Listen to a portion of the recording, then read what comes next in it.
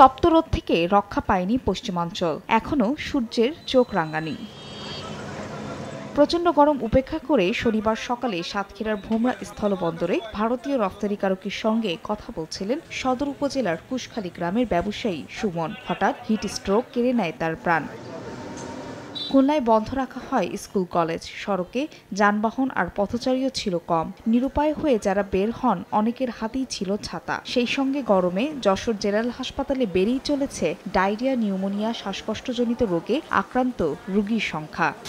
গরম, এত গরম তো কোনো সময় দেখি নাই। তারপর তো আমাকে ইনকাম কম, এই জন্য সেই হিসেবে আমাকে সাইকেল করে বাজারে যেতে হচ্ছে। আবহাওয়াবিদরা বলছে ৬ তারিখে নাকি বৃষ্টি হবে, আর সেইটার আশায় আমরা বসে আছি। তবে ভিন্ন চিত্র উত্তরের জনপদের। কিছুটা স্বস্তি ফিরেছে জনমনে। রাজশাহী আর রংপুরের আকাশ মেঘাচ্ছন্ন থাকায় তাপমাত্রার পারদ নিম্নমুখী। অচিরেই বৃষ্টিপাতের আশা করছে উত্তরাঞ্চলবাসী।